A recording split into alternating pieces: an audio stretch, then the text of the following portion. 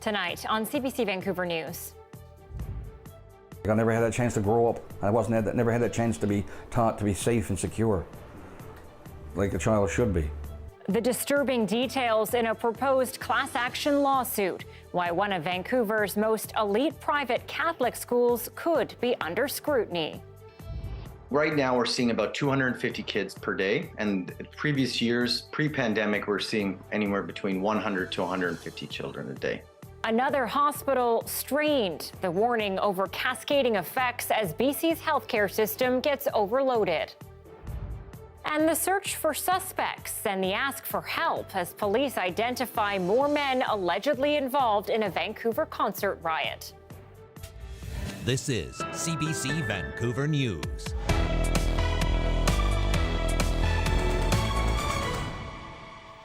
Good evening and thanks for joining us. I'm Anita Bathe. It's been a week of violence in Coquitlam. First, an armed robbery that injured bystanders and caused travel chaos for thousands. And last night, a double homicide in a popular park. As Michelle Gussoub reports today, police are trying to offer reassurance to those who live nearby. A scene of deadly violence still in view today at Dawes Hill Park. Police tape marking the spot where two were shot and killed. Around 7:45 last night, 3 people sitting inside a vehicle were shot. 2 of them died of their injuries. 1 person was taken to hospital. There was probably about 6 shots, or what we thought were fireworks. This neighbor was making dinner when the shots rang out. CBC is not identifying her for her protection. She and her husband rushed outside, witnessing suspects making a getaway. We also saw a couple people fleeing across the park, which we informed the police officers about. The integrated homicide investigation team today naming one of the victims, 25-year-old Raman Salam of Coquitlam, though no photo of Salam released at this time. Of course, it's still preliminary, but we believe that he is associated to the Lower Mainland gang conflict. Investigators still haven't been able to identify the other man who died, though because of Salam's connection to gangs, IHIT believes this shooting was targeted. Police also now investigating a burned vehicle found in the Guildford area of Surrey, though its connection to the double homicide hasn't yet been confirmed. Investigators also offering assurances to the public that there's no ongoing danger. The words little comfort to those who saw guns drawn in their own backyard last night. There's toddlers and moms in this park all the time, and kids walking through to go to school. Busy street, obviously, and to be at 7:45, it's quite concerning. The incident comes just a day after another violent incident in Coquitlam, an armed robbery that saw multiple members of the public injured. Police say the 2 incidents don't appear to be connected, but still a worrying few days for the people in the community. Michelle Gussoub, CBC News, Surrey. Well, tonight we are learning that the 18-year-old victim who died after being stabbed in the parking lot of Timanawis Secondary School in Surrey knew his alleged attacker. The integrated homicide investigation team says the 17-year-old suspect was a former student at the school. The suspect had been apprehended and questioned by police and has since been released. Police say, though, that he can be placed into custody again later in their investigation of the stabbing. On Tuesday, Mehakpreet Sethi was found with multiple stab wounds. He was transported to hospital where he died of his injuries. Well, 3 people are missing after a float plane crash into a remote area off BC's central coast. RCMP say the Cessna plane crashed into Strachan Bay, about 50 kilometers north of Port Hardy yesterday. It was carrying 2 passengers and a pilot and was flying back to Port Hardy from a logging camp. The plane is presumed to have sunk in the water. Marine and dive teams are working to find the plane, pilot, and passengers, but the plane's owner says the tracking devices do not work underwater. 15 more photos have been released of suspects believed to have been involved in a riot at a music festival in Vancouver in September. About 1,000 people started rioting after the Breakout Festival's headliner, Lil Baby, announced he was too sick to perform at the Peony Amphitheatre. The crowd caused more than $300,000 in damage at the venue and surrounding neighborhood. Earlier this month, police released the photos of 10 other suspects, many of whom have since been arrested. So no charges have been laid. We've identified people and released them pending more investigation that will occur. So this will take time. This will take months, sifting through video and other evidence. Anyone who recognizes the people in the photos is asked to use the department's online submission form to contact investigators. Well, Surrey Mountie is facing 5 more charges, accused of allegedly using his position to meet women. Investigators allege this past summer, Corporal Peter Leckie used his status as an officer to have sex with women on and off duty. He was originally charged with 7 counts of breach of trust and 2 counts of obtaining computer service by fraud in relation to those allegations. Now he's been charged with both of those counts again, plus sexual assault related to alleged misconduct over a period of 7 years. Leckie is scheduled to be in court on the new charges on December 14th. To Vancouver's West End now, where a preschool is suddenly closing. It's another example of the struggle childcare providers face to keep their doors open in the Lower Mainland. As Christina Jung reports, the widespread problem is forcing many parents to scramble. For the past 2 decades, this community center has been filled with children's laughter and learning. But now Little Sprout Preschool is preparing to close permanently in December. We are all shocked and unbelievable. How can a preschool close like this in such a short notice? Denise Ting's 3-year-old son has been attending the school since September. Last week, she and other parents received a letter notifying them that the center will be closing next month. I'm not too sure where Hendrix will be beginning in January. It also creates a sense of instability where he's formed a lot of friendships, he's bonded with his teachers. The preschool says it has been looking for a second full-time early childhood educator for the last 2 years. They delayed opening for a month in January and again for a couple weeks in September. But with no luck in that job search, they're being forced to close permanently. Ting has started a petition to keep the program running at least until the end of the school year. We strongly oppose of closing this preschool for the West End area because we only have just a few in the downtown Vancouver area. Similar centers in East Vancouver and Central Okanagan are also feeling the staffing pinch. We make ongoing decisions, pretty much weekly to make sure that we're going to be appropriately staffed. The province says the staff shortage has been an issue for years, but the pandemic has made it much worse. We're hearing that definitely childcare workers, professionals, early childhood educators definitely need a support. Have a workforce that's with 97% of women are being paid lower wages and not even comparable to other care economy workers. Chen says in order to recruit and retain early childhood educators, more predictable and stable wages are needed.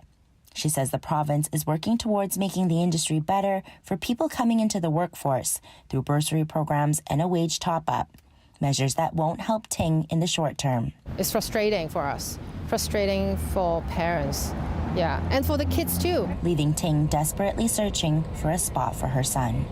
Christina Jung, CBC News, Vancouver.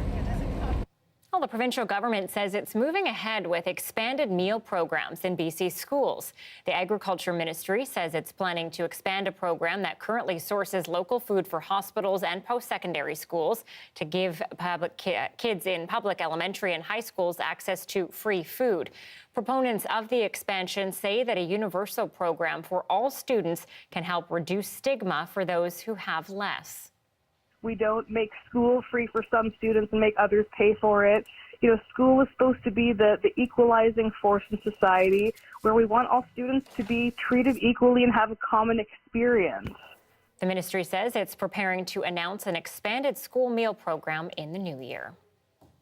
Health workers at one of the Lower Mainland's main hospitals say a surge in young patients is straining an exhausted system. Surrey Memorial Hospital is an already busy place, and critics say another hospital set to be built in the city will fail to provide any adequate relief. Dan Burritt is live with us right now. Dan, Surrey really is the hub for the Fraser Valley, so how much busier has it actually gotten? A lot busier as we deal with flu, RSV, and COVID, Anita. Dr. Randeep Gill, an ER doctor at Surrey Memorial, says they're seeing up to 250 children every day, 100 more than last year. He says their emergency department was built to see 72 patients. Gill says ideally a family doctor or another physician in a clinic would examine most of those kids, but many don't have a family doctor, and parents don't want to use telemedicine to get a fever checked. The huge demands, long waits are shifting staff from other departments and sending patients elsewhere. And so they will either go to New Westminster or they will either go to Vancouver. And so that extra burden of transferring those patients out and seeing patients deteriorating, because all of these life-saving interventions are time sensitive. Time is of the essence. So now if you're stuck in traffic or transferring these patients and they take time, those patients are going to have worse outcomes. And Dan, what is Dr. Gill worried about in terms of future health care in Surrey? It's mainly capacity. In 2019, the NDP government pledged to build a new hospital in Cloverdale. As of July, construction was set to start next summer and be open in 2027. It's supposed to have about 168 beds. But Dr. Gill claims it won't have a pediatric emergency department or neonatal intensive care unit. The BC Liberals argue it's a glorified urgent care centre and want something much different. 500-bed hospital on Fraser Highway and 176 on those huge tracts of land that are available, where you can then have access to the workers you will need on the future SkyTrain. Because the biggest challenge we have in healthcare today is not building buildings, it's getting the workers in those buildings. The health minister, for his part, says they are preparing for a tough cold and flu season, and they do have options for the current crunch at Surrey Memorial. So we do have other steps that we don't want to take, but they would be, for example, the delay of non-urgent scheduled surgeries, and then catching up on those quickly thereafter if we needed to create sufficient space in our hospitals. That step is available to us. We haven't done it yet, and we're not planning to do it, but we may have to do that. BC has delayed surgeries before because of the pandemic, but it then ramped up operations to try to catch up. The young patient surge at Surrey Memorial comes just after BC Children's Hospital saw a spike in visits. Anita. Yeah, we're definitely seeing this happen across the country. Dan Burrett live tonight. Thank you. First Nations women and community leaders shared stories of police injustice, violence, and grassroots activism today ahead of tomorrow's International Day for the Elimination of Violence Against Women. I am here because I see what happens on the ground in my Helsa community. And when it comes to gender-based violence, policing, and the lack of services. And I know we are not the only First Nation who struggles with this. Speakers are calling for changes in policing, rural Indigenous communities, increased respect to local leadership, and the role of media in reconciliation. Tomorrow also marks the start of an annual campaign, 16 days of activism against gender-based violence.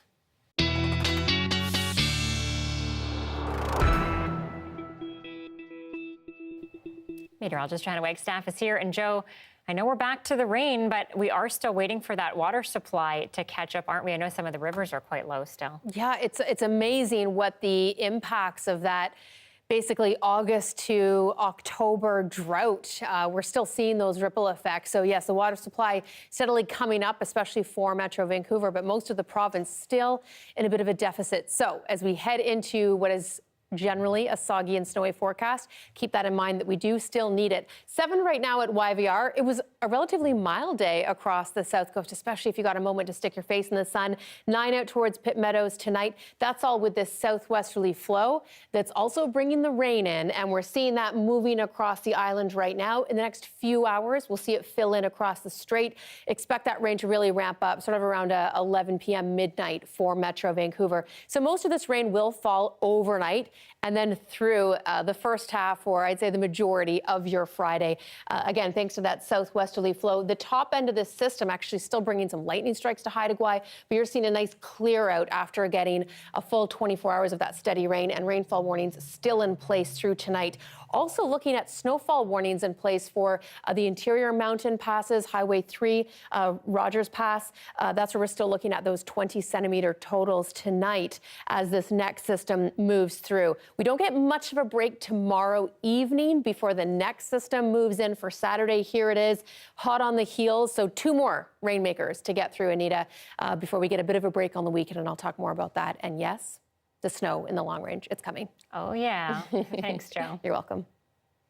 Well, a BC Supreme Court judge in Kamloops has canceled a marriage annulment after finding the woman who appeared to consent to the order was an imposter.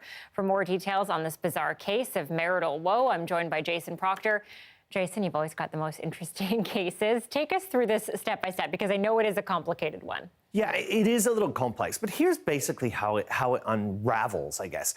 This couple, Warren Zant and Gina Zant, get married in 1999 in the Cook Islands. They split after about 20 years, and this separation agreement, and this is kind of key, is filed with the court. In which, they agree to split, and that Gina Zant will be entitled to survivor benefits under Warren Zant's operating engineer's pension plan. So that's after about 20 years. Last year, Warren Zant applies for an order from the court to annul the marriage. So that would make it like the marriage never happened. And that's based on a number of different documents, but it includes sort of a statement from Gina Zant that says, yeah, no, this marriage was a fraud. It never should have happened. Annul it. I'm happy with it. And two people who say they are Warren Zant and Gina Zant appear before this judge remotely by telephone and say, yes, this is okay. And so on the basis of that, this judge in Kamloops issues this marriage annulment. So things then kind of go along a little bit because the pension plan says to, this is going to mean the loss of thousands of dollars basically for Gina Zant. So they call her just to check, basically say, hey, so your marriage is annulled. This is the real Gina Zant, and she apparently is distraught. She says, this never happened. I never consented to this. I didn't know anything about it. And so that's kind of the first step in this slightly strange tale. Strange for sure. Okay, so what happened after that? They went back to court? Yeah, so the real Gina Zant now goes back to court along with Warren Zant and a pension plan lawyer, and they kind of basically take this whole thing apart. They look at the documents that were filed in support of this, which included some kind of a statement from somebody who appeared to be an official in the Cook Islands saying, yeah, this marriage was a fraud, apparently it was illegal. Well, an email is sent by, again, the real official in the Cook Islands to Gina Zant saying, yeah, I didn't send that email. I knew nothing about this. And that document itself is a fraud. So based on all of this, the judge looks at it and says, no, okay, the order I earlier gave annulling this marriage, I'm canceling that. Basically, I'm setting it aside. And so that includes also the order that would have seen Gina Zant, real or imposter, lose access to these survivor benefits on Warren Zant's operating engineer's pension plan. Okay, so I got to ask, what is next for Warren Zant then? Well, so this case is going to be back in court in January when, I guess Gina Zant and the pension plan lawyer can ask for damages. So, that could be punitive, actually. And I've been told that at one point the RCMP were looking into it. Certainly, bottom line on all of it, you do not want to lie to the court, and certainly you don't want to appear in court and say you're somebody who you're not. And bottom line, you really should probably be, careful about who you marry, because it's not quite as easy to undo it sometimes as you might think. Jason Proctor with the good life advice. Thanks, Jason. Thank you. It's an online marketplace hitting a bit of a rough patch. After the break, why investors are still so confident in trading and buying digital art.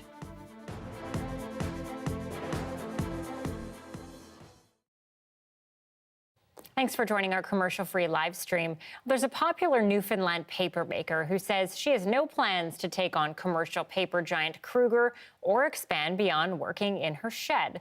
But as the CBC's Troy Turner discovered, she is loving her artistic outlet and providing one-of-a-kind products. It's a creative outlet that provides an escape from work at the bank, away from the spreadsheets and number crunching. And all it takes is a trip to her backyard shed. I really wasn't expecting to love it to the degree that I do, but it's so flexible.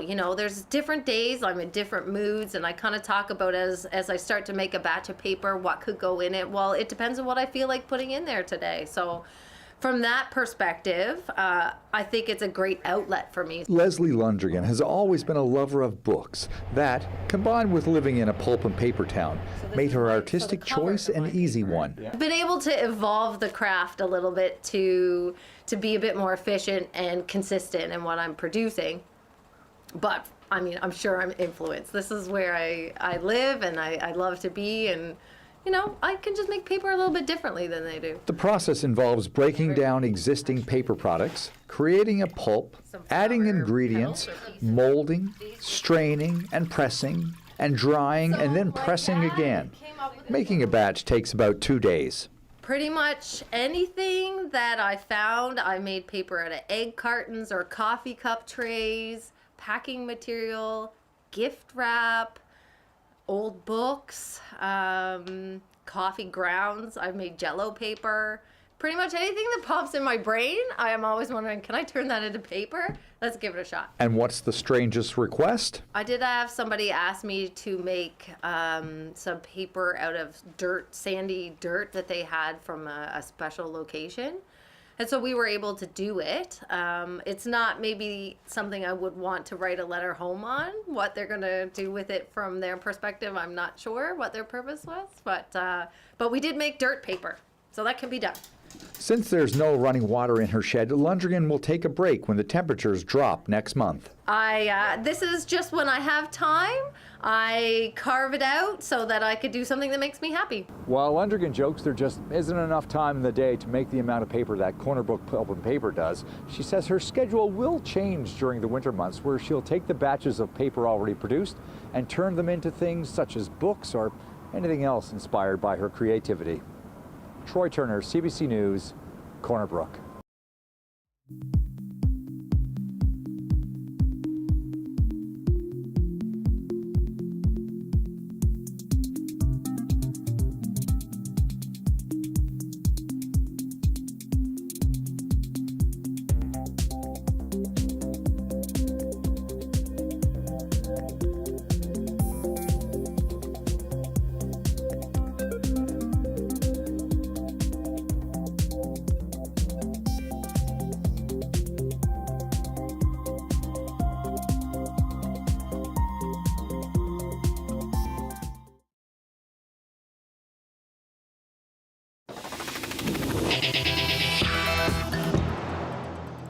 It's an online marketplace that's hit a bit of a bumpy patch in the last few months, but investors say that NFTs, or non-fungible tokens, are here to stay. They allow individuals to own digital artwork, and there's lots of people wanting and willing to buy. Now, that has created a whole community of collectors, this time playing in an entirely virtual space. Take a look. I can appreciate why most people would be like, how are people spending thousands of dollars, and now today hundreds of thousands of dollars on these JPEGs. The whole concept of buying something and owning the intellectual property I found super interesting. By collecting NFTs from an artist, you're supporting his career and like his vision for the next years. It's like if you're becoming part of the artist. When you invest in an artist, you're basically investing in like a person's life, because it's gonna be a lifelong journey for both of you guys, like the collector and the artist.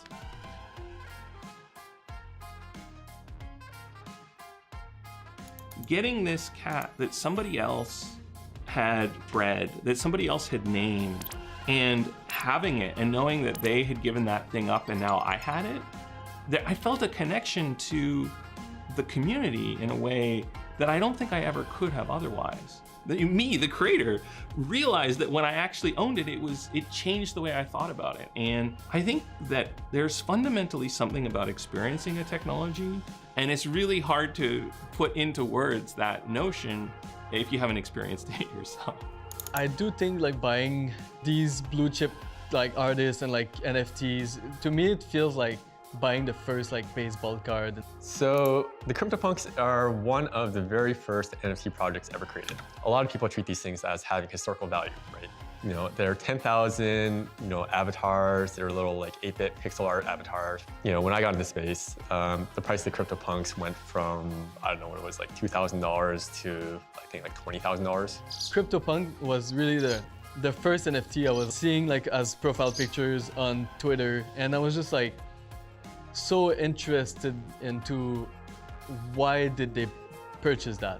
NFTs represent digital ownership, right? This is a brand new concept that most people have never experienced before. For me to have such a strong emotional connection to what this was, outside of the value, right?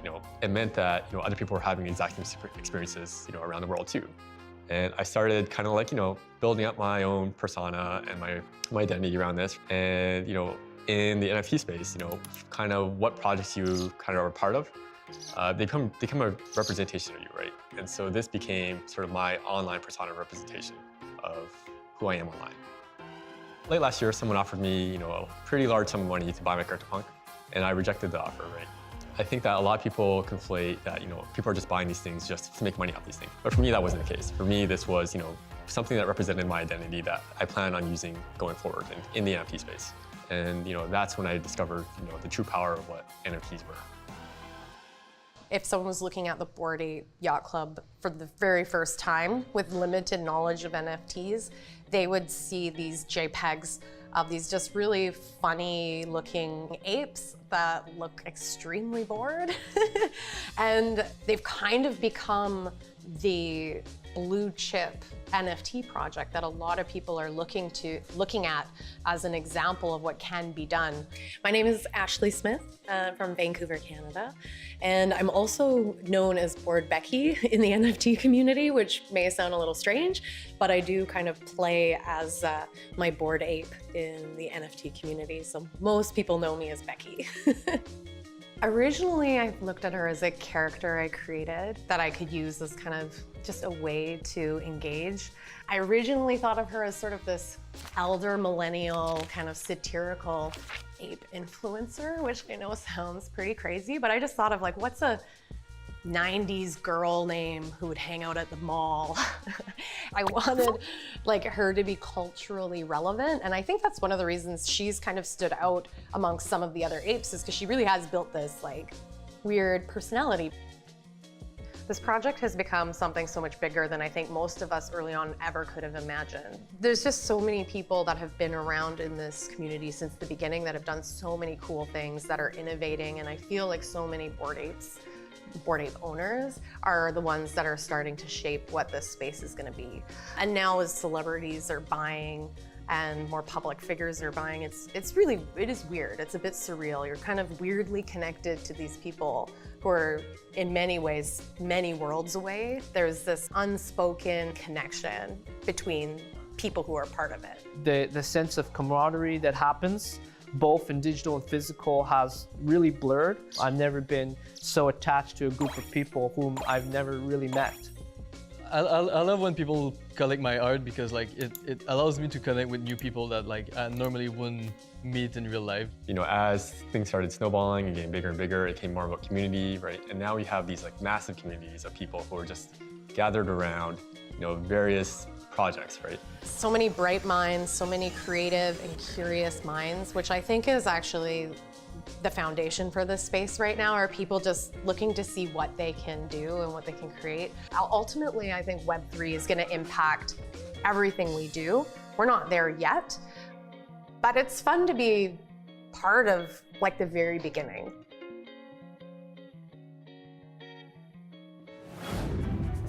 He left a Newfoundland orphanage under a crowd of controversy, accused of abusing children under his charge. How a teacher wound up in Vancouver and how he's accused of continuing the violence is next.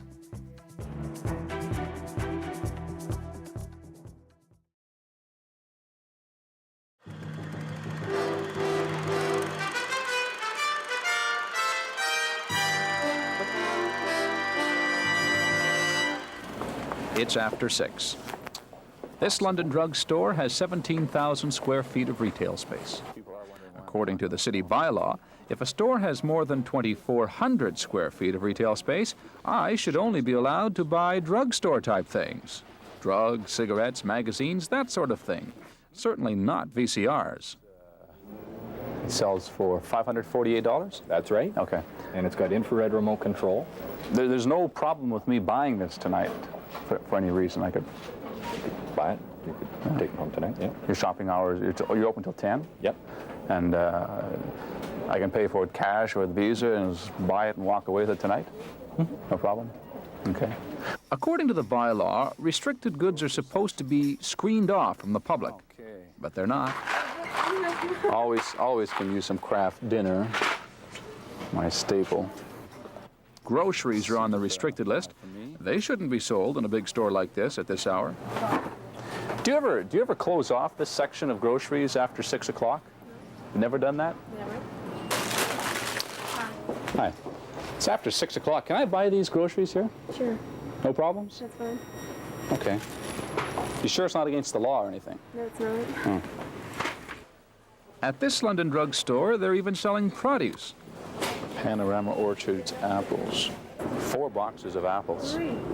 3? 1, 2, 3. 1, 2, oh, it's 4. How do you get 4 in there, Mother? Do you shop at places like this often after 6 o'clock?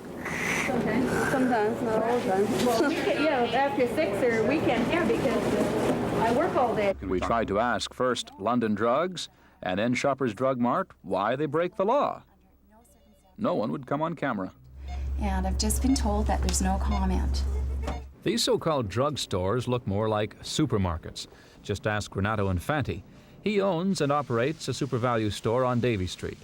Because his is a supermarket and not a drugstore, he has to close at 6 most nights. We have drugstores in the neighborhood, which are the same size as my store, selling everything except for fresh produce and fresh meat. And I just don't feel that's right. And I feel that if they're able to stay open late at night selling these items, then I should be able to as well. The city says it only enforces the law when someone complains. Infante says he'll be complaining.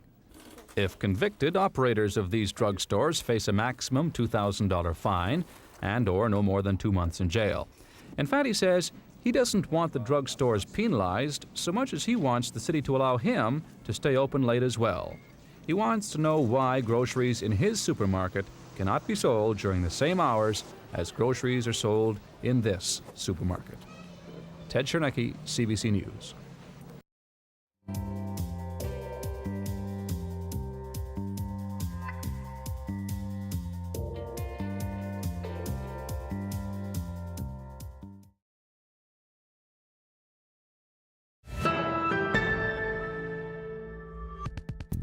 A story now with details involving one of Vancouver's most elite private Catholic schools. A proposed class action lawsuit alleges that more than 60 men experienced physical abuse while enrolled at Vancouver College between 1976 and 2013. Now, the case has a deep connection to an orphanage in Newfoundland and Labrador. The CBC's Ryan Cook brings us more on the tragic ties binding men across provincial borders. And a warning, this story contains details some viewers may find disturbing.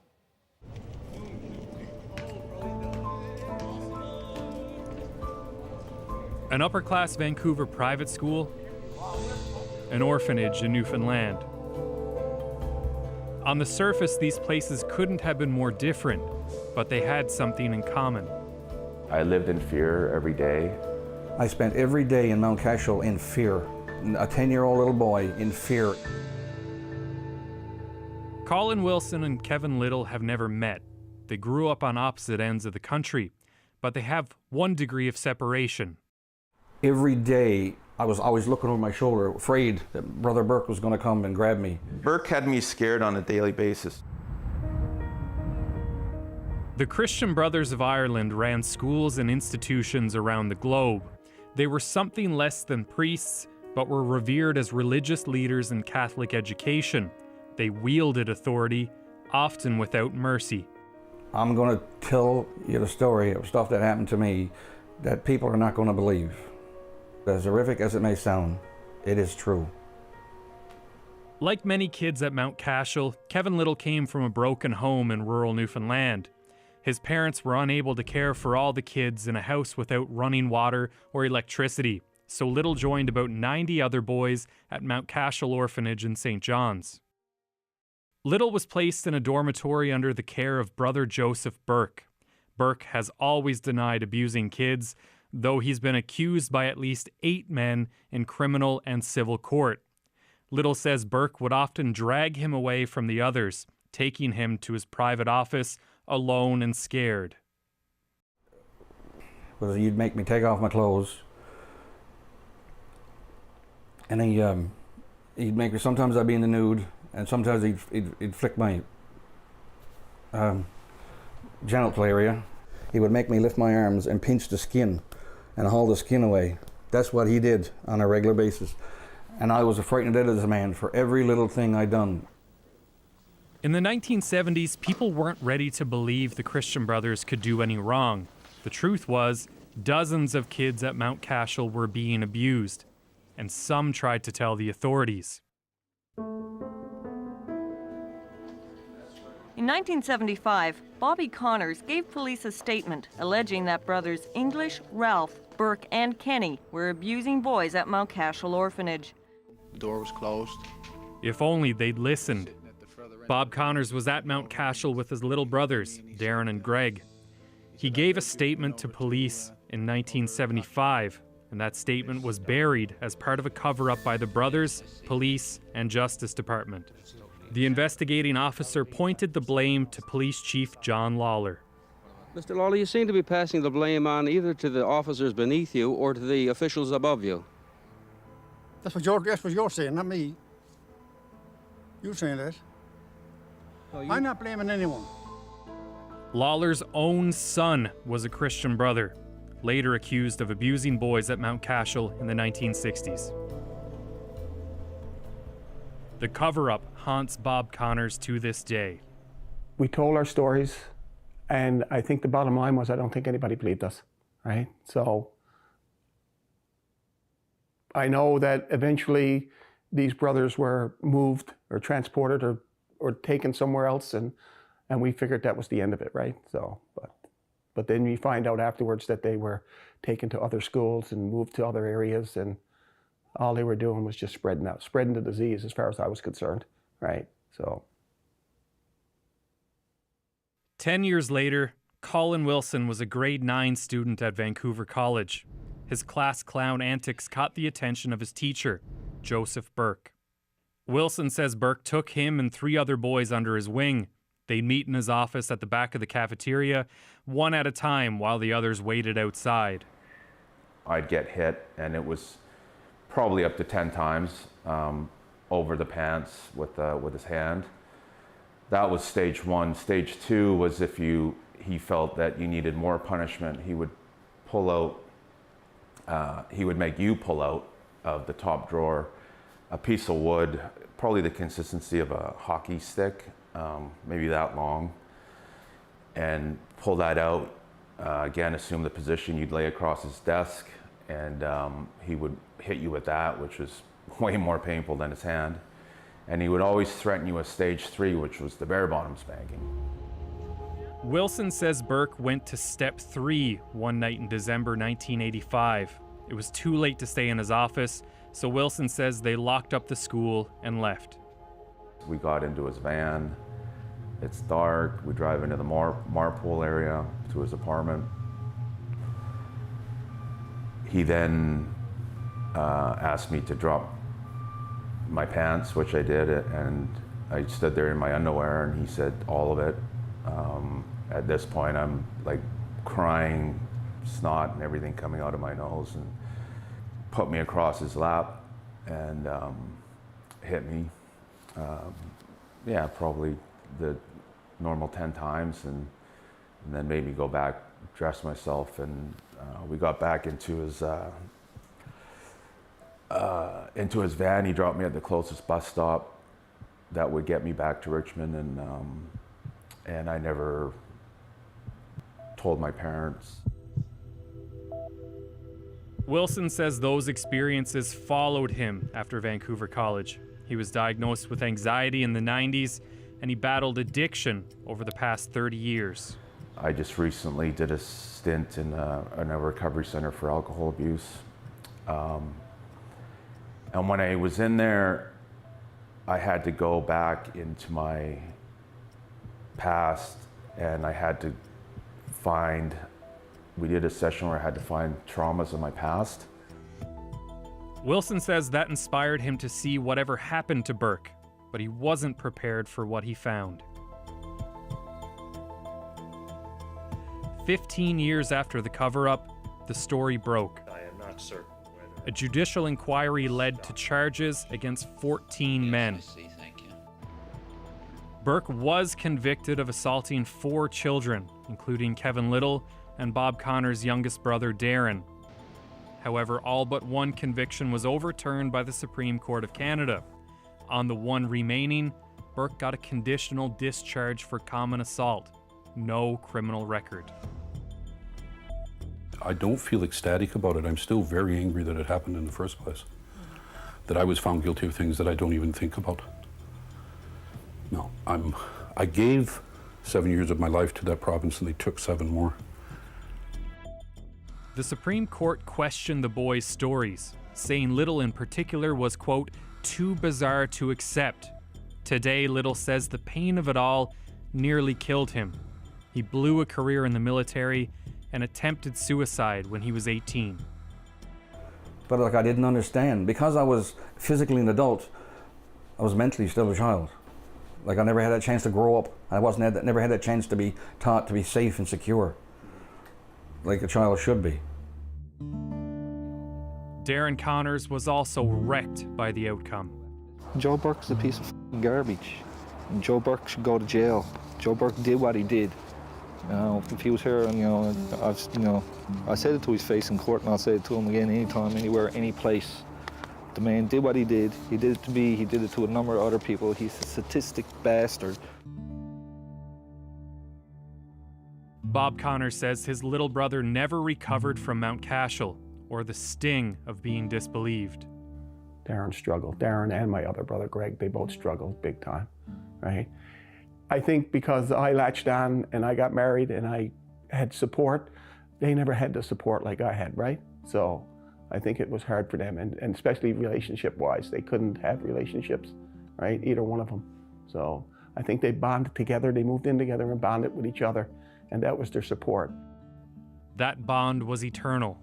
Greg Connors died by suicide in 2014, and Darren followed in 2016 in the same room where his brother died. I think Greg and Darren just gave up, right? There was no other way out for them. And eventually they took their lives, right? And it all had to do because of what happened in Mount Cashel. Of the brothers convicted, none were able to return to teaching, except Joseph Burke. Fresh off his conditional discharge, he returned to Vancouver College. He taught until 2013, when he retired amid an investigation into his disciplinary tactics. Mount Cashel was torn down in 1992 to make way for a supermarket. This small memorial is all that's left of the old orphanage, but there's strands of Mount Cashel that keep stretching out across the country. 65 men and counting are now suing 6 former brothers who left Mount Cashel for Vancouver College and St. Thomas More Collegiate. They're also suing the schools and the Archdiocese of Vancouver. Colin Wilson is one of those men, but he says he doesn't want any money. He just wants to know how this could have happened. I don't know if you know Sermon on the Mount, where Jesus preached, beware of wolves in sheep's clothing. Well, that's what Mr. Burke was. He was able to manipulate the situation and be your friend, and then on the flip side, turn into this evil man. And he's a very sick individual. He's caused a lot of pain for a lot of people. Ryan Cook, CBC News, St. John's.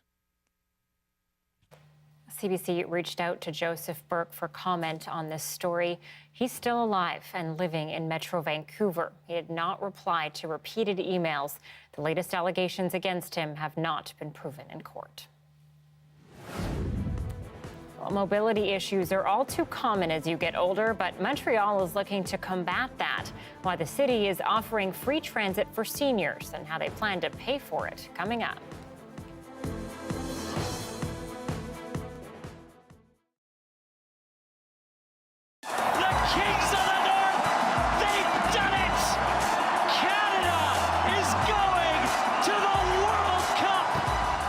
Canada playing in their first World Cup match in 36 years, it's the perfect time for Can Explains the FIFA World Cup. Let's start with the basics. Bring in the chalkboard. The FIFA World Cup is the biggest soccer tournament in the world. FIFA is the organization that oversees most of international soccer and puts on the tournament. Teams from nations from around the globe come together to compete for this gold trophy. FIFA currently recognizes 211 national teams, and qualification for the Cup starts up to 3 years in advance. There are 6 regions that all compete to qualify, called continental zones. Each zone is given a certain number of spots in the tournament called berths. These guarantee that teams from all over the world will be able to compete. The host automatically gets a spot in the tournament. For this year's tournament in Qatar, 32 teams are competing, and for the first time since 1986, Canada is one of them.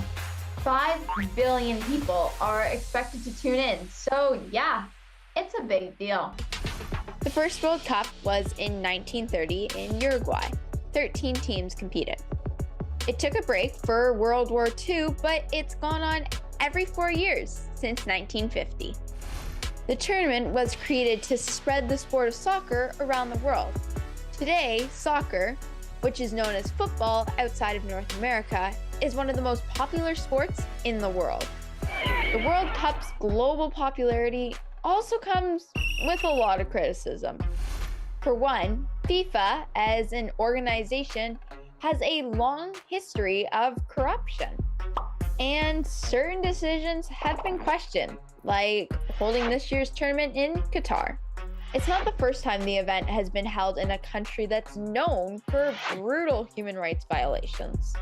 There was a really rather violent political regime in charge of Argentina at the time, and questions were asked then, shouldn't FIFA and other organizations take note of what is happening here? And that's just scratching the surface of FIFA World Cup related controversy. Like in 2015 when there was a big corruption scandal. It's centered around bribery and fraud. Most of FIFA's leadership was removed from office. Some of them were sent to prison, and most of them were barred for life from having any office in soccer again.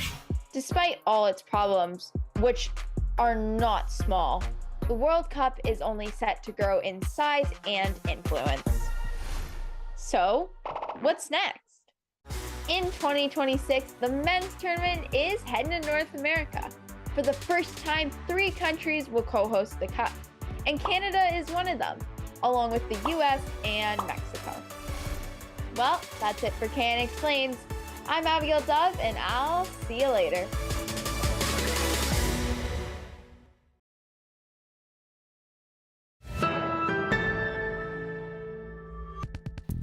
On the eve of one of the biggest shopping days of the year, you may have noticed retailers are offering bigger and longer Black Friday deals. It's all in a bid to attract price-conscious consumers. But as Philippe de Montigny reports, many retailers are faced with a glut of inventory, leading them to chop prices dramatically. Many shoppers are on the hunt for deals. Thank you. Feeling the pinch of inflation. The price of everything is starting to add up quite a bit. It's making it more of a concern, probably spending a bit less. A new survey shows Canadians plan to spend on average just over $1,500 overall this holiday season. That's down 17% from last year. The slowdown was, I think, a shot. This clothing store in Toronto has already noticed a dip in sales earlier this fall. Our customers who normally shop with us are still shopping. What I think we're losing a little bit is that casual shopper who maybe would have picked up something, but now they're being a little bit more cautious with their money. The owner of this boutique, which rarely offers discounts, is making an exception this year. She'll put up some suits and sports coats at half price on Black Friday. We do want to be aware of everybody's purchasing power as we head into Christmas. It's the year of the discount. It really is, because consumers just have shown that they're frugal. They're stingy this year. After struggling for months with supply chain issues, many retailers face a new problem: excess inventory, warehouses piling high with merchandise. The pendulum swung the entire way. It went from being out of stock to having too much stock in some circumstances, but that bodes well for consumers who are looking for discounts. Whether it's searching for secondhand goods or crafting her own gifts, this new mother plans to dramatically cut back her expenses. Less than I've ever spent, probably ever, in my whole life. I'm gonna find really creative ways not to spend money this season. As retailers gauge just how much Canadians plan to pull back on spending this holiday season, Black Friday and Cyber Monday will give them a better picture of what's to come. Philippe de Montigny, CBC News, Toronto.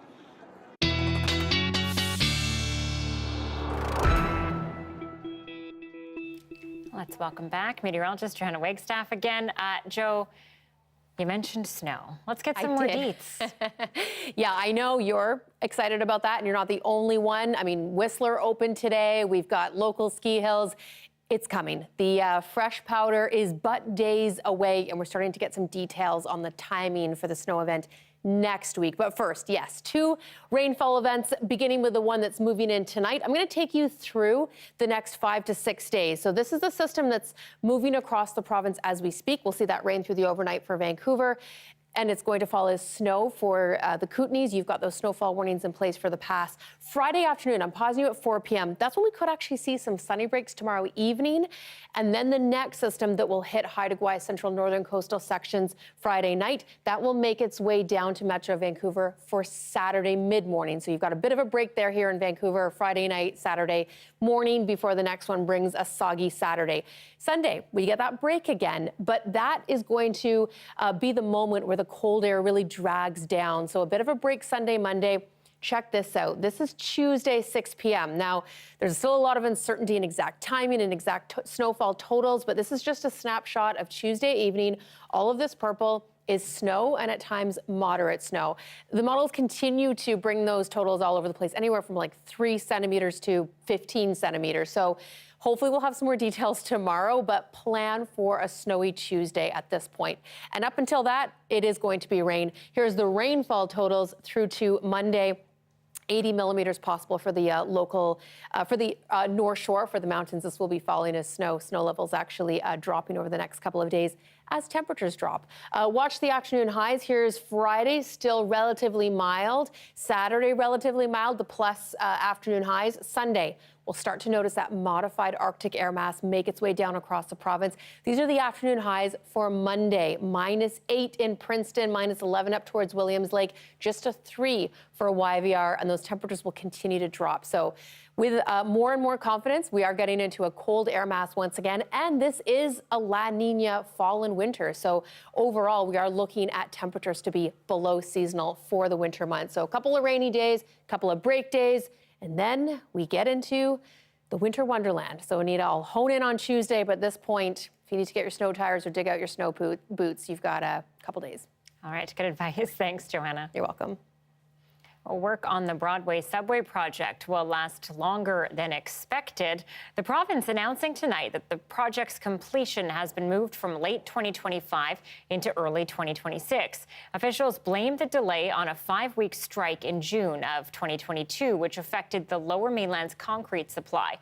The province, though, says the project remains within budget, and when completed, it will extend the Millennium Line from VCC Clark Station to the future Broadway and Arbutus stations. Well, from transit here to transit further east in our country, one of the biggest cities is taking its significant step toward making its transit system easier to use. Seniors will ride for free starting next year in Montreal. It's welcome news, but as the CBC's John Ngala reports, some advocates say it's just a start. As of next summer, Montreal public transport will be free for seniors 65 and older. News that lifts some weight off this woman's shoulders. Well, you know, it's an expense. I have Opus. I always buy it, you know. So save a little money here and there. Plante administration says the $40 million initiative will help seniors combat inflation and overcome mobility issues.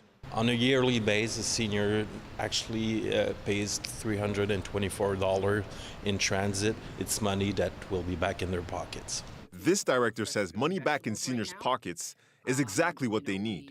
We know that seniors are relying on places to go to get whatever free food they can find, to food banks, and getting support in that way.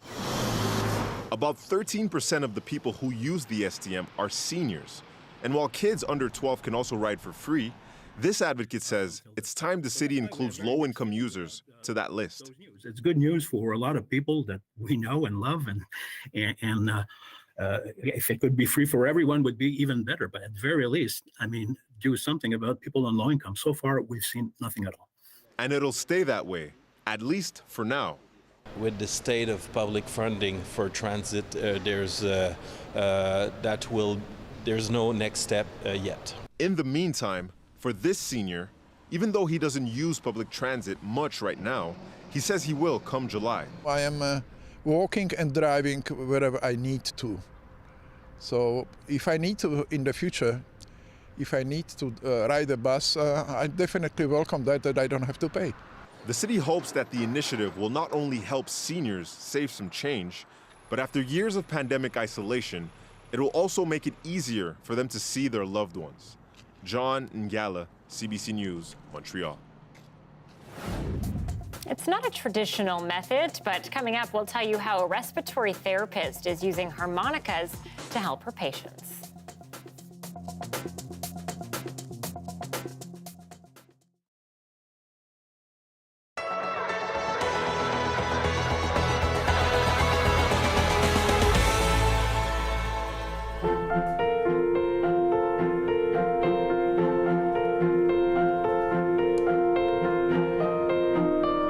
My favorite part is that it's making my dreams come true. And by that, I mean, if I see a movie and there's a part, a scene that I like, and then I just want to build it. I want to build that room that I saw. So I'm able to do that. So for me, it just like, it feels like making the impossible possible. So I grew up in Israel. And 6 years ago, I moved here to Montreal with my husband. He works at the gaming industry. And at first, I didn't really know what I'll be doing since I don't speak French. And when the pandemic started, I lost my job and I didn't know what to do. My sister sent me a kit to assemble, and it took me something like 3 days. When I was done, I realized it's like, that's it. That's what I want to do. I want to make miniatures. I fell in love. To have something imagined and then to have it right there in real life, it's like you think of like, oh, I wish I had a house that looked like this. Think of so many things that you love and you want to have, and you cannot have them in real life. And then I'm able to build them. And then I just have them. Well, it's small, but I have them. And I started teaching a little more than a year ago. I get to meet new people. I get to learn a lot. You know, teaching also makes you see things differently.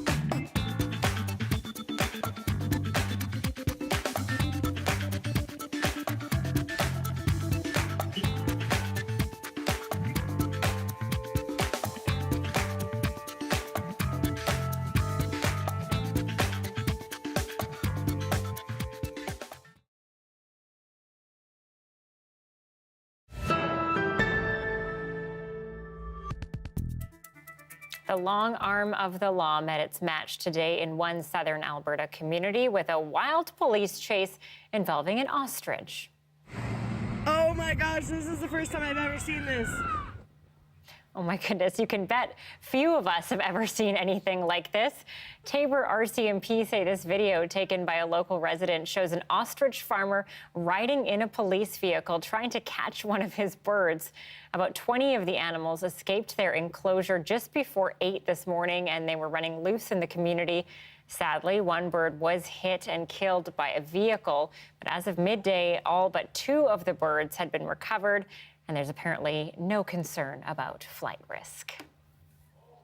All right, an interior health program is helping people take on breathing issues with harmonicas.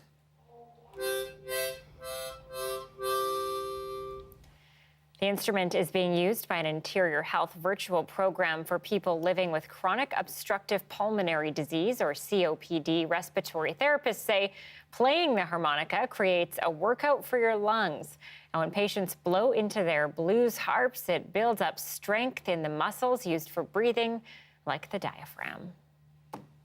Good old diaphragm exercises. Can never do too many of those. A lot of benefits for daily life. Thanks for watching CBC Vancouver News tonight. Good night.